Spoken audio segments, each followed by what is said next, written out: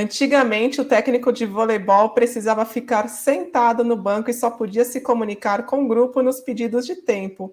Isso mudou há pelo menos uns 30 anos, com ele podendo falar, desde que sentado no banco, e depois tendo uma área junto à quadra em que ele pode se movimentar e conversar com os jogadores. Lógico que foi uma mudança significativa para os treinadores e para a equipe. Mas será que todos usam esse direito com todas as possibilidades? Vamos ver o que o Kaká Bizoc, professor e coordenador da Vôlei University, pensa sobre isso. Tudo bem, Kaká Bizoc? Oi, Vanessa. Oi, todo mundo que nos assiste.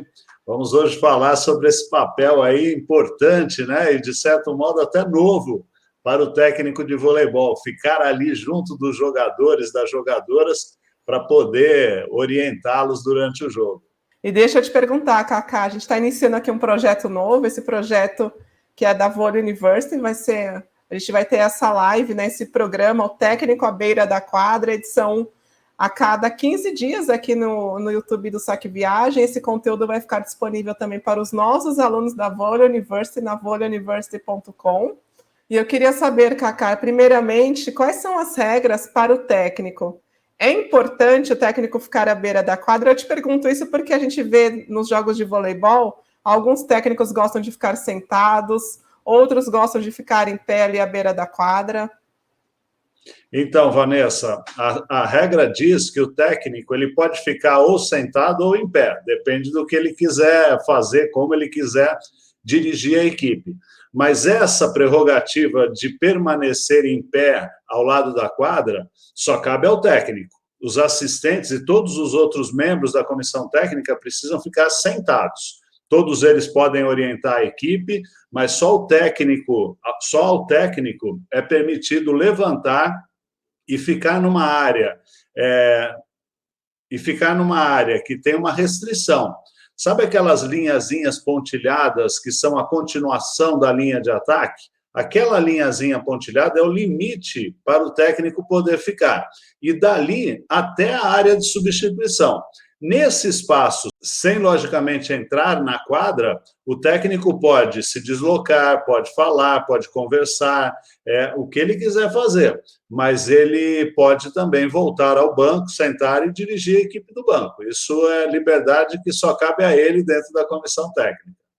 Kaká, mas é importante ele ficar à beira da quadra? Eu até comentei com você, né? Quando a gente assiste a um jogo, a gente vê alguns técnicos sentadinhos ali junto com a comissão técnica, outros gostam de estar em pé, mas também depende também do gênio, do comportamento de cada técnico. Alguns ficam de pé caladinhos, outros ficam ali em pé, cantando as jogadas para seus atletas.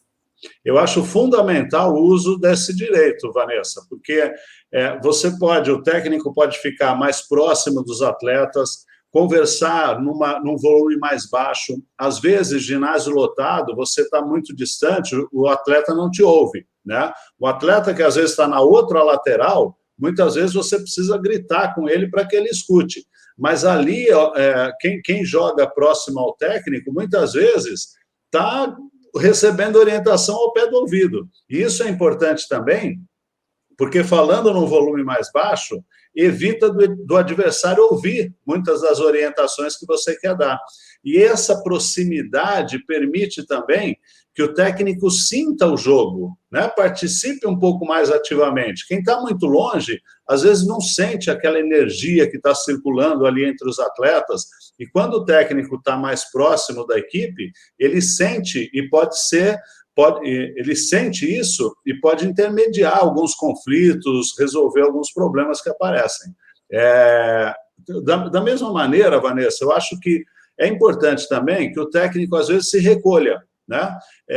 Sair um pouquinho daquela área, sair da posição em pé, sentar, conversar ali com a comissão técnica, descansar um pouquinho, parar de falar, né? Porque o técnico, às vezes, fala demais. Então, é importante saber conduzir esse direito, mas também lidar com isso durante o próprio jogo. Kaká, e como um técnico pode ajudar e, de repente, ele pode atrapalhar? Esse é um caso delicado, viu, Vanessa? Porque muitos técnicos acham que estão ali para comandar o jogo, né? O jogo são os atletas que vão fazer o jogo. O técnico ele está ali do lado para ajudar, para auxiliar, né? Então, às vezes ele ajuda quando ele tem atitudes positivas, quando ele está ali para orientar, para lembrar de algumas coisas que os atletas esquecem, e muitas vezes ele atrapalha, quando ele passa a achar que ele tem poder sobre os atletas, poder sobre o ritmo do jogo, sobre as decisões. São os atletas que jogam, são os atletas que sentem o jogo, às vezes eles tomam atitudes no calor da partida, na situação que eles estão vivendo, e muitas vezes o técnico entra nessa pilha, nesse protagonismo e acaba atrapalhando. Você comentou, Kaká, que um técnico pode ajudar ou atrapalhar, né? Você acabou de falar sobre isso. Então, o que ele deve falar à beira da quadra? Então, o técnico, primeiro, ele precisa sentir o grupo, né? Às vezes o grupo tá motivado, às vezes está um pouco receoso, às vezes está nervoso, às vezes não sabe o que fazer, às vezes ele esquece do que está programado taticamente e acaba desrespeitando algumas obrigações individuais que ele tem com essa tática coletiva, e o técnico precisa estar ali sempre para lembrar de tudo isso, para lembrar como é que a estrutura toda funciona, para lembrar a responsabilidade de cada um, para lembrar o que o adversário pode fazer em cada uma das posições, quando vai atacar, quando vai defender. Essa proximidade do técnico ali à beira da quadra, às vezes ele pode orientar o tempo do bloqueio, né? Uma bola mais alta, ele fala, atrasa, segura, não salta agora, e lembrando os jogadores, dando palavras de estímulos. Não é uma coisa que você vai ter um padrão, né? Eu vou agir sempre assim. Os jogadores se comportam de acordo com as circunstâncias, e eles vão tendo emoções levadas por essas situações. E cabe ao técnico perceber e falar assim, opa, eu acho que eu preciso acalmar esse jogador, eu acho que eu preciso cobrar um pouquinho mais o outro, eu acho que eu preciso motivar aquele que está lá atrás. E assim vai. Kaká, você está falando sobre essa questão da proximidade, né? Como que deve ser feito um bom uso dessa proximidade ali à beira da quadra? Então, o uso tem que ser positivo, acima de tudo, né? O técnico ele tem que, na comunicação com os jogadores, com as jogadoras, ser o mais direto, o mais conciso, o mais objetivo possível. Ali não é um espaço para bater papo, para dar orientações muito longas. Tudo acontece muito rápido. Então, o técnico precisa saber esses momentos. Quando a bola está no alto, está em jogo, essas orientações precisam ser muito precisas, porque ele vai falar onde o atleta tem que se colocar. Muitas vezes o atleta se esquece e ele consegue lembrar a tempo e o atleta muda o posicionamento. O que pode acontecer do lado de lá, mas ele não pode falar, por exemplo, assim, olha, se o passe sair assim, você lembra, a bola já foi, já caiu, né? É aqui, ali, salta, marca, cuidado com o seu jogador, lembra a marcação. E você não pode também, muitos técnicos, às vezes, querem mostrar que eles sabem o que vai acontecer, né? Então, eles falam assim, olha, marca o corredor dele. Aí o atleta, o atacante do outro lado, é claro que ouviu e falou assim, beleza, você vai marcar o corredor, eu vou bater para a diagonal, né? Então, é uma estratégia que requer do técnico também esperteza, né? E você é a favor, Kaká, dessas cantadas no sentido de o técnico a todo momento estar falando para seus jogadores, falar para seus jogadores como eles devem agir? Não, sou completamente contra, Vanessa, porque o atleta, quando ele tem muita interferência externa, principalmente do técnico, né, que é o comandante, ele acaba não agindo com espontaneidade, com criatividade. O técnico não é um jogador, e ele precisa deixar os jogadores jogarem, porque no voleibol tudo se constrói com a soma das informações. E, às vezes, o jogador, a jogadora, está elaborando isso da forma como ele consegue elaborar. E não vai ser o técnico que vai falar para ele, não pensa desse jeito, não raciocina desse jeito. Por isso que eu falo, tem que ser pontual. Algumas orientações, assim, olha, você não defendeu essa bola porque você estava mais para cá. Lembra que nós treinamos para aquele jogador se colocar mais para a direita e não mais para a esquerda. Então, essa é a orientação positiva. Agora, se eu fico falando o tempo todo o que ele tem que fazer, o que ele vai fazer, porque o levantador levantou para aquele lá, por que você não levantou para esse? A melhor opção era essa. Pronto, você está pensando por ele. E aí você tem um time de robozinho, né? Então, se o time perder, é você que vai perder, porque você não utilizou uma equipe, você não utilizou cada um individualmente, com todas as suas potencialidades, e deixou livre, criativamente, para, dentro do plano tático, que fique bem claro, desenvolver o jogo. Né? Eu acho que a atuação, a interferência do técnico nesses momentos, ela é fundamental quando o plano tático é desrespeitado, quando existe um equívoco individual de posicionamento coletivo. Né? Quando você pode ajudar em alguma situação que o jogador pode se confundir. Mas você ficar cantando o tempo todo, o jogo todo, tudo que ele tem que fazer, criticando, falando o que ele deveria ter feito, se errou, se acertou, você perdeu o jogador no meio da partida. Eu fico até com a sensação que os atletas se acomodam, né? Quando ele tem um técnico ali à beira da quadra cantando o jogo o tempo todo, mas você acha que essa situação deve ser mais explorada, por exemplo, quando é um time de base, um time com jogadores mais jovens? Eu digo essa cantada à beira da quadra? São posturas completamente diferentes, Vanessa. A gente tem um time adulto que emocionalmente é mais bem elaborado, né, mais maduro nesse sentido, e a gente tem as equipes de base que, quanto mais a gente vai recuando na faixa etária, menos elementos emocionais, psicológicos eles têm para lidar com algumas situações. Situação de dificuldade, de erro, de acerto, de frustração, de nervosismo. Então, é muito importante que o técnico das categorias de base saiba dessas diferenças e saiba que, naquele momento, ele precisa muito mais incentivar, muito mais baixar uma ansiedade, muito mais motivar, elevando a autoestima do seu atleta, da sua atleta, para que ele consiga realizar uma ação positiva. Enquanto que nas equipes adultas, isso já está estabelecido, já está sedimentado.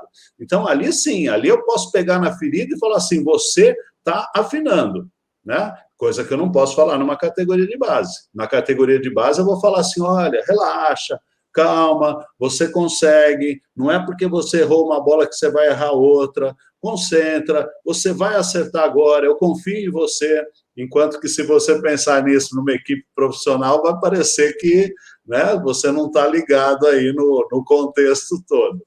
Cacá, e existem críticas, né, em relação ao comportamento dos técnicos. Tem gente que critica técnico que é muito exaltado, tem gente que critica técnico que é muito tranquilo. As pessoas nunca estão muito satisfeitas com o comportamento dos técnicos. Qual é o comportamento ideal ali à beira da quadra? O que você considera ideal? Eu tenho um pensamento sobre isso, Vanessa, que é o seguinte, eu acho que todo mundo tem a sua idiosincrasia, né, o seu jeito de ser. E você precisa respeitar isso. Tem aqueles que são mais sanguíneos, tem aqueles que são mais calmos, mais tranquilos. Você imagina um técnico que é muito sanguíneo entrar na quadra para um jogo, para uma partida decisiva zen, completamente zen. Os jogadores, as jogadoras olham para ele, ele está zen, né? Não se abala com nada. Ele não está ali, porque os atletas esperam daquele técnico um comportamento diferente. Eles já estão acostumados com aquele cara sanguíneo, vibrando, gritando, às vezes ficando bravo, né? Então, é muito importante que o técnico à beira da quadra mantenha essa autenticidade, seja ele mesmo. Mas ser ele mesmo não quer dizer ultrapassar esse limite, né? O técnico à beira da quadra, Vanessa, ele precisa ser positivo para a equipe. Se ele estiver tendo atitudes negativas, não é isso que a equipe espera dele. E não é dessa maneira que ele vai contribuir para um resultado positivo, né? Todas aquelas reações exacerbadas, extremas, elas fazem parte de um complexo psicológico ali de alguns treinadores que precisa ser tratado, né? Porque ali não é um palco, ali não é uma sessão de terapia. Ali é um jogo, ali é uma atuação profissional, não só dele, de todos. Então, ele precisa respeitar essa atuação profissional de todos para poder representar o papel que se espera dele, que é como técnico, mas não como um ator, né? Ali não é o palco para ele aparecer para todo mundo mais do que os atletas. O técnico é um mero catalisador do que os atletas podem desempenhar numa partida, não é o protagonista. Perfeito, senhor Kaká Bizoc. Acho que fechamos essa edição número 1 aqui do nosso novo programa, um oferecimento aqui da voleiuniversity.com, a plataforma de cursos da qual Kaká Bizoc é o coordenador. Então, Vanessa, e essa primeira aula que a gente está fazendo hoje, ela é uma aula resumida, né? É um tema bem amplo que a gente vai abordar com também mais tempo, mais cuidado, com outras abordagens na Volley University, né? Mas aqui já deu para ter uma pequena ideia, né, Kaká, de como se comportar ali à beira da quadra, como você lida com as crianças que estão começando, como você lida com as equipes de alto rendimento. Acredito que tenha acrescentado bastante para você que está nos assistindo. Depois nos conta o que você achou. E esse conteúdo, então, faz parte da Volley University, a plataforma de cursos, coordenada pelo Kaká Bizoc, junto com o Antônio Rizola. Nessa plataforma você tem acesso já a mais de 50 aulas. Toda semana entram novas aulas. Tem aulas sobre iniciação, aulas sobre o alto rendimento, sobre preparação física, como elaborar um projeto de vôlei. Tem bastante conteúdo, né, Kaká, para quem quiser se atualizar, para quem quiser estudar mais sobre voleibol e principalmente estudar com quem já chegou, a seleção do Brasil, a seleção da Colômbia, encurtar esse caminho para ter mais sucesso na carreira. Fechamos então, Kaká. Faltou falar alguma coisa? O que não falta é tema e assunto no voleibol. Não, o que não falta é tema e assunto no voleibol para a gente tratar. Que não, mas tem muito assunto, né? Faltou falar alguma coisa, Kaká Bizoc? Não, é isso. Espero que vocês tenham gostado e a gente se vê lá na Volley University. Até a próxima. Tchau, tchau.